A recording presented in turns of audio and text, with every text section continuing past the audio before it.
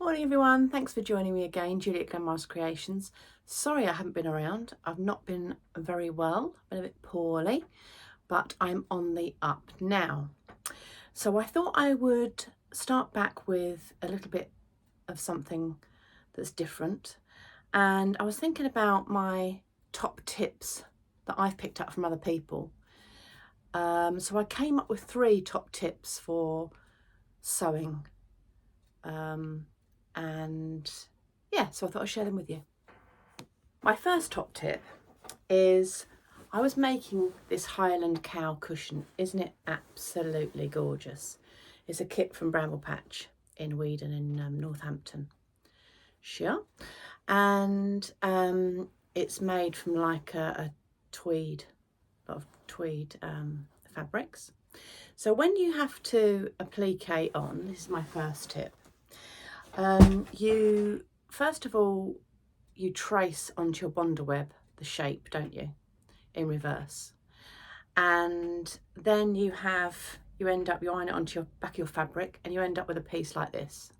So whatever shape you're doing, and then you have the Bondaweb on the back. So I was at a workshop at Bramble Patch, not that one, but another day, and I passed on a tip that was passed on to me when I was at another workshop of how to get that Bondaweb off of your piece easily so that you can iron it onto your fabric and start your project. I'll show you what it is. So the easiest way, without leaving any paper behind or having to try and peel off the edges, is just get a pin and lightly scratch the back of your Bondaweb, just lightly, otherwise you don't want to go through to your fabric. And you can see what happens, it goes light because it separates, and then that allows you to just peel off the Bondaweb all in one go, cleanly, and then you can iron that shape onto your project. Genius. So my second tip is about top stitching. Now I picked this up within the last year. I was doing classes at Midhurst with Claire Tyler Coutures, and this is how she does her top stitching, and for me, well, it was revolutionary really. So I'll show you how she does it, easy as pie. So you might think, oh, I need a whole new foot for my machine, it's a right old palaver, but no, that is not the case. You use your regular foot on your machine. Let's turn the machine on so we can see it, the light comes on, that's it. So use your regular foot, and all you do is change your stitch width on your normal stitch, and you change it to 5.5. So you leave the length alone, you just change the width. And what that does, as you can see, it's moved my needle position. Can you see that? So instead of being in the middle, it's actually moved my needle to the right hand side. I'll show you, I'll pop it back onto the normal width and you'll see it jump back. So did you see that? So that's now gone back to the middle. So if we change our width, what that allows you to do is you place whichever seam it is that you're trying to top stitch, you put that in the middle of your foot, you hold that in the middle of your foot. And because that needle is the right hand side, as long as you keep that seam in the middle at all times, you will get a really neat top stitch.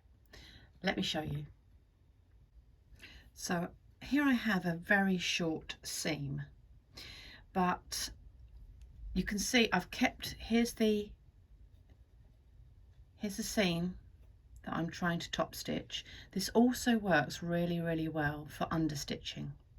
You know, when you want to stitch the facing to the seam to keep it in place, this is the method to use. It is just brilliant. And as I say, as long as you keep that seam there, you'll get a lovely top stitch.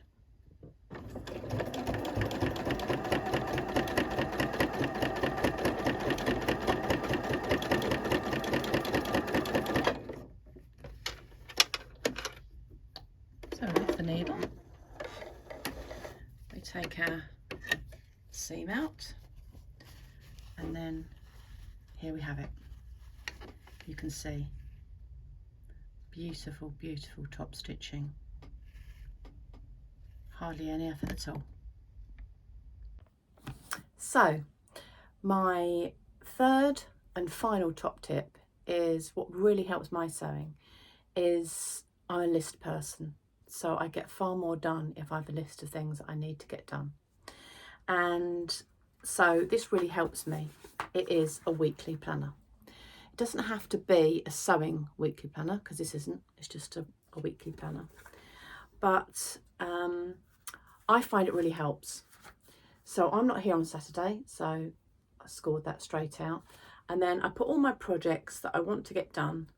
So I made a coat, and for some reason the pockets were not in the right place. They were far too low down.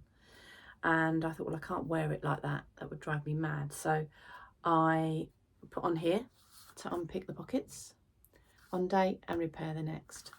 I never put anything too much down for myself, because you're just setting yourself up to fail. So I just put a few little jobs that I want to crack on with, and that way I find that it helps me to think about the next project, or if I've got a few on the go, then I can plan my week to get them done. So I hope you found that helpful, and if anybody else has got any top tips for sewing, please put them in the comments box, because we always love to hear from you all. Thanks ever so much for tuning in, and I'll see you next week. Bye for now.